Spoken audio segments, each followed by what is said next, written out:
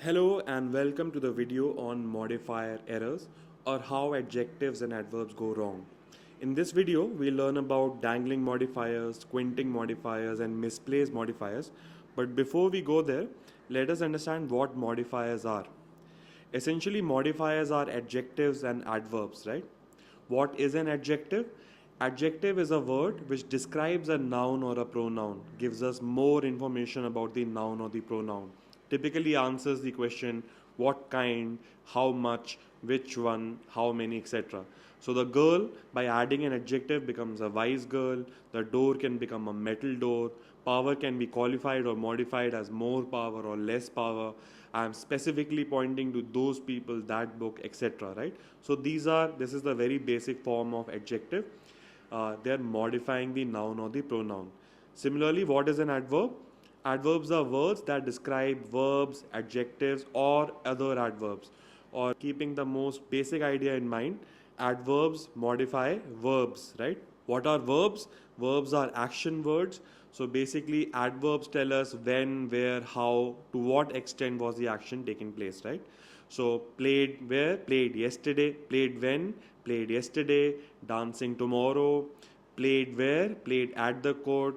How, played poorly or played well, danced well, etc. So these words like yesterday, tomorrow, at the court, well, and poorly are modifying the verb here, and therefore they are working as adverbs. So this was the most basic form. Yeah. A phrase or a clause could also be working as an adjective or an adverb. For example, in this sentence, the phrase of the pastry is modifying the word or the noun taste, right? The taste was appalling. The taste of what? The taste of the pastry, right? Because the taste could be of other things also, of the juice, of the cake, of the pudding, etc. So of the pastry is qualifying the noun, the taste, right? Similarly, in the next example, the boy looks foolish. Which boy? The boy with the hat, right? So this with the hat is a phrase, is a prepositional phrase which is modifying the noun, the boy, right? Point being that a longer sentence or a part of sentence, not just one word, could be acting as an adjective or could be acting as a modifier, right? Let's look at a few more examples. Ram owns a dancing robot. So this dancing is qualifying the word robot, modifying the word robot, right? Why this example? Because here the verb dance is being used as an adjective, right? So a verbal phrase here. If you have gone through phrases and clauses, this would be easier still because these are verbal phrases working as adjectives. Ashamed, this is the past tense, right? Ashamed is modifying the pronoun he. To become an astronaut, this is the infinitive form if you're familiar. If you're not, don't worry about it. Just focus on the fact that this to become an astronaut is giving us more information about Ram's dream. Therefore, it is working as a modifier or as an adjective, right? My brother, who is a doctor? This who is a doctor is giving me more information about my brother. The movie that we watched is giving me more information about the movie.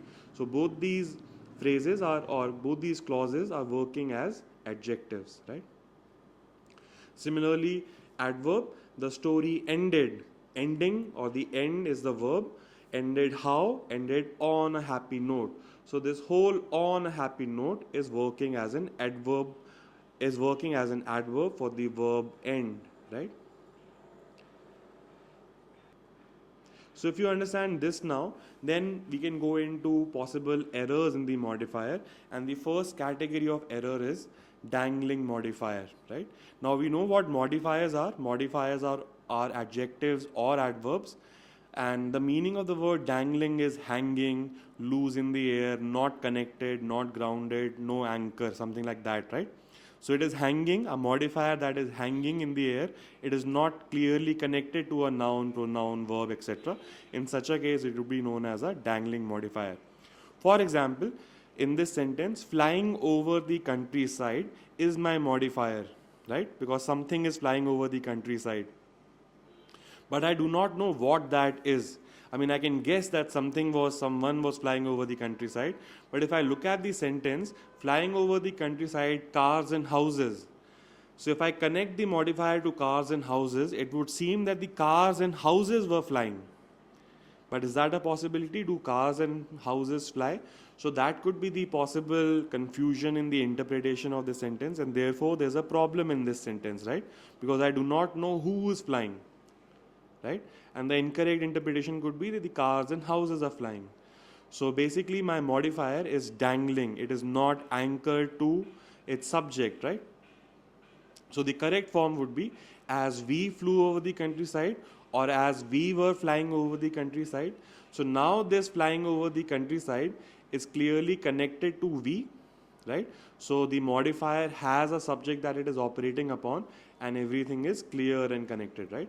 So this is the case of dangling modifier and how to fix it. Let's look at a few more examples. This rushing to finish the paper. Ask yourself, who is rushing to finish the paper? If I look at the sentence, it seems like Ram's printer is rushing. But do printers rush? The answer would be no, right? So again, there is a problem of a dangling modifier. This modifier rushing to finish the paper, I do not know what it is referring to.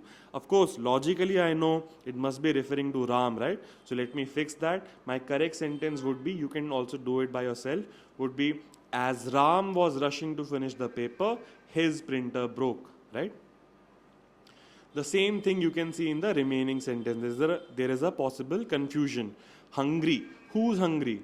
It might seem like, if I read the sentence as the way it's supposed to be read, it might seem like that the pizza itself is hungry. But that could not be the case, right? Therefore, again, there's a case of dangling modifier. The modifier is modifying something, but that something is not given in the sentence, and therefore the anchor is loose, right? So these are all examples of dangling modifier, right? So as you get the idea of what modifiers are, grasping what is a dangling modifier is fairly straightforward, right? And then life becomes easier and easier. For example, misplaced modifiers, right? Now I know what modifiers are. I also have some idea how they can create errors because I do not know what they're modifying, right? So let's see. The dog almost ran around the yard 20 times. The modifier is almost here, right? But what is it modifying? It should be modifying 20, right? That almost 20, that means maybe 19, 18, 17, 19 and a half or something, right? So I was sitting and the dog ran around the yard maybe around 20 times. That's what I want to say. Because otherwise the correct, if I look at the sentence, it would be the dog almost ran. Maybe the dog did not run at all. He just got up and he almost ran, right? So that is the problem here. If I look at the sentence, it can be interpreted as the dog almost ran, though the meaning that I might want to convey is that it ran almost 20 times, right? So the correct answer for this would be, I moved the modifier almost closer to what it is supposed to modify, and my error goes away. The dog ran around the yard almost 20 times, maybe 19 times, 19 and a half times. Because when it is placed close to ran, it seems like almost ran. Almost ran is the same as saying maybe did not run at all, right? So it's about the meaning that you want to convey. He nearly ate. Maybe he was on a hunger strike, he never eats, and he nearly ate, right? He almost went close to eating. Or did he eat nearly a whole box? That means he almost finished the whole box, right? So I hope the idea is getting clear to you. Nearly is a modifier, and I do not know what it is modifying. Whether it's modifying 8, nearly 8, that would mean he almost just about ate, maybe did not eat much. Or did he eat nearly a whole box, which is like he almost finished the whole thing by himself, right? So these are cases of misplaced modifier. The last category of errors or modifier errors is squinting modifiers. Now, what is a squint? Now, most of you should be familiar with this word squint. It's like looking London, talking Tokyo kind of a situation where your eyes do not match the target, right? So basically, here is a case of a modifier which is looking in two directions simultaneously. For example, writers who revise their work often can recognize their mistake, right? So this modifier often, what is it referring to? Is it referring to recognize their mistake? They often recognize their mistake, or is it referring to often revise their work, right?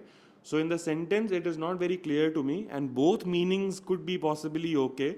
So I have to choose, or I have to know more about the sentence and then fix it, right? So writers who revise their work often can recognize their mistakes. So if I were to say that the often revision should take place, then I would say writers who often revise their work can recognize their mistakes. Or if I wanted to focus on recognize, I would have said writers who revise their work can often recognize. So basically, as of now, this often is in the middle, is looking at both revise and recognize, and therefore this modifier is squinting. It is looking in two directions simultaneously, right? A couple of more examples. Cycling up hills quickly strengthens. Cycling quickly or quickly strengthens is my confusion here. So if I wanted to say cycling quickly, I would have said quickly cycling uphill strengthens your quadriceps.